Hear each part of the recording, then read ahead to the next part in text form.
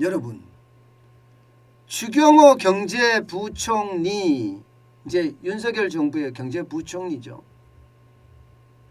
여기가 공공기관에 대한 개혁 작업을 하겠다. 사실 이렇게 선언을 했었거든요. 아니, 했습니다. 청문회 자리에서 지금 그 어느 때보다 이 빅베스에 대한 이야기를 아주 강하게 이야기했습니다. 강하게. 예. 최근 공공기관의 규모와 인력 부채가 확대되면서 비효율성에 대한 우려가 높다. 이렇게 콕 집었습니다. 그러면서 말입니다. 공공기관의 효율성 제고 및 재무 건전성 확보를 추진하고 혁신을 위한 자율경영과 책임경영을 강화해 나갈 필요가 있다. 이렇게까지 아주 콕콕 쑤셨습니다. 그러면서 말입니다. 추경호의 빅베스, 이 말이 나오기 시작한 거예요. 추경호의 빅베스라는 게 이제 목욕이라고 이야기해야 되나요? 빅이니까 큰 목욕이라고 그냥 해석될 수 있는 부분인데, 이 빅베스라는 뜻은요, 전임자가 저지러 놓은 그 부실을 한꺼번에 털어낸다는 의미가 강합니다. 과연 추경호 부총리가 빅베스를 해결할까요? 그런데 이 빅베스까지 가는데 진짜 어려울 것 같아요. 왜냐하면 여러분, 이거 한번 보세요. 350곳의 공공기관 부채 규모가 583조입니다. 어마어마하죠. 진짜 어마어마합니다. 이거 이러다가요, 공공기관 이거 부채덩어리 아니겠습니까? 문재인 정부 들어와서만 하더라도 지금 거의 얼마나 늘었습니까? 493조였던 것이 583조가 됐으니까 90조 이상 늘은 거네요. 90조 이상. 2017년만 하더라도 공공기관 부채는 493조 2천억 원이었습니다. 그러던 것이 2019년에는 524조 7천억까지 늘더니 지금은 583조까지 늘은 거예요. 583조까지. 참 공공기관 부채 엄청납니다. 그죠? 350곳의 공공기관이에요. 350곳의 공공기관. 이게 공공기관이면 여러분, 공기업도 있고요. 공기업도 있고요. 또 공공기관도 있습니다. 준정부기관. 예를 들어서 공기업이라면 한전, 한국전력공사죠. 한국가스공사, 이런 데가 공기업이에요. 이런 공기업의 부채는 434조 1천억 원 정도 되고요. 한국국제협력단, 코이카인가요? 근로복지공단, 이런 데가 준정부기관입니다. 여기가 128조 300억 원 되고요. 기타 공공기관이 20조 6천억 원입니다. 20조 6천억 원. 그러니까 공공기관에서 지고 있는 부채가 지금 어마어마하다는 이야기잖아요. 어마어마하다는 이야기잖아요. 그런데 여러분, 진짜 웃긴 거는요, 부채가 이렇게 많은데 성과급 잔치를 하고 있습니다. 아니 여러분, 성과급이라는 게 단어 해석도 못합니까? 아니 그들은 머리가 좀 어떻게 된 거 아니에요? 성과급이라는 것은 성과를 냈을 때 주는 급여를 성과급이라고 해요. 근데 무슨 성과급이라는 게, 기업이 흑자를 내지 못하는 기업을 어떻게 성과급을 줄 수가 있단 말입니까? 저는 그게 진짜 말이 안 된다고 생각을 해요. 36개 공기업에서요, 상근 임원 179명에게 평균 말입니다. 성과급을 4,675만 원을 줬습니다. 작년에만요. 부채가 이렇게 많은데 성과급을 줬다니 이게 말이 됩니까?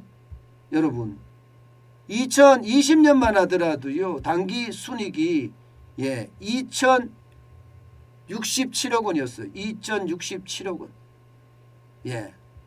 죄송합니다. 2020년이죠. 2020년만 하더라도 2조 920억이었어요. 당기 순이익이. 그런데 2021년에는 순손실이 일어났거든요. 2067억 원의 순손실이 일어났습니다.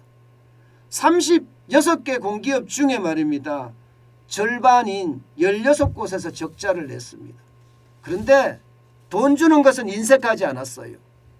한국부동산원 같은 경우는요. 임원 한 명에게 1억 2,060만 원을 지불을 했고요. 예. 한전에서는요. 김종갑 전 사장에게 9,315만 원의 성과급을 줬습니다. 영업 손실이 5조까지 6조까지 났죠. 5조 8,601억 원이니까요. 정재훈 한국수력원자력 사장은요. 1억 1,752만 원을 받았고요. 그 외에 발전자회사들은 1억 원 안팎의 어떤 성과급을 받았습니다. 한국관광공사도 마찬가지입니다. 1억 원 정도를 안영배 사장에게 줬습니다. 세상에 여러분 이런 게 어디 있습니까? 적자투성인데 거기에 성과급 준대요. 한전만 하더라도 부채가 지금 125조 126조 이렇게 되고 있거든요. 그런데 발전자회사들까지 1억씩 챙겨가고 한국수력원자력에도 사장이 1억 1,752만 원까지 받아갔다는 건 이거는 모랄 해저드 중에서도 심각한 모랄 해저드예요. 이러니까 철퇴를 내려야죠. 철퇴를 내려도 빅 베스라고 이야기하는데 이 단순하게 철퇴를 내려서는 안 됩니다. 아주 세게 철퇴를 내려야 됩니다. 기업은요 여러분 다 필요 없습니다. 경영성과로 보상을 받아야 됩니다. 경영성과로. 문재인 정부 시절에 뭐 사회적 평가인지 뭔지 모르겠지만 이상한 것 집어넣어서 경영평가를 하니까 이게 성과급이라는 말이 나오게 되고 그들끼리 나눠먹는 그런 일들이 비일비재하게 벌어졌잖아요. 그래서 내로남불이라고 했잖아요. 이거 없애야 됩니다. 기업은요 모름지기 영업이익을 얼마나 내느냐 이게 가장 중요한 가치입니다. 제가 경영학 박사입니다. 공기업은요 당연한 겁니다. 당연한 겁니다. 기업은 매출이 최대로 낼 수 있도록 노력하는 게 기업의 본질적인 가치예요. 그런데 그 가치가 배제된다는 거 이것은요 이게 시장경제의 마인드 시장경제의 생각이 전혀 없다는 거예요. 저는 추경호 경제부총리 후보가 아주 세게 공기업을 개혁을 해야 되고요. 개혁한다는 거 다른 거 없습니다. 기업 본연의 업무로 돌아가면 돼요. 공기업을 평가할 때 뭐 1년 단위로 평가할 거 없습니다. 6개월 단위로 평가하는 거예요. 6개월 단위로. 그래서 경영성과가 경영성과가 낮으면 당연히 CEO는 나가게 해야죠. 그렇게 해서라도 빨리 만들어야죠. 그렇게 하지 않으면 여러분 지금 공공기관은요 과연 버틸 수 있을까 이런 생각이 들어요. 솔직히 350곳의 공공기관 제가 봐서는 난장판을 만들어 놨습니다. 여기에는 시장경제라고는 없어요. 전부. 게다가 여러분 보세요. 이걸 보면 임직원 늘어난 거 보세요. 2017년 대비 2021년에 34만 5천 명이 44만 3천 명이 됩니다. 공기업이 뭘 잘했는데 지금 거의 10만 명 가까이 임직원이 늘어났잖아요. 비정규직을 정규직화 하면서 이렇게 됐는 건데 이게 진짜 공기업에는 앞으로 독 중에 독이에요. 이거 뭐 크게 계획할 것도 없습니다. 저는 제가 봐서는요. 아주 단순하게 하면 됩니다. 단순하게.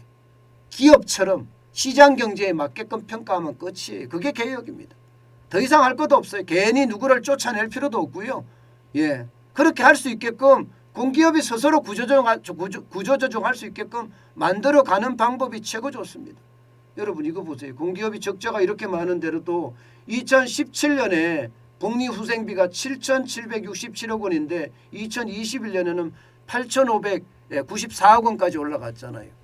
이게 계속해서 앞으로 늘어날 거고요. 공기업이 혹은 공공기관이 적자가 계속해서 나면요.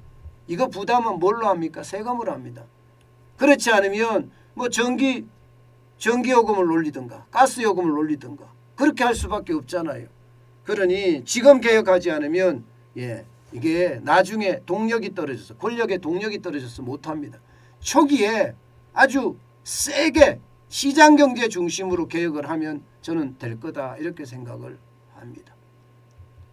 참 답답한 게 지들끼리는 저렇게 나눠먹고 국민들에게는 전기료 폭탄, 가스 폭탄, 가스료 폭탄 이렇게 다 던지고 참 답답하죠. 그죠?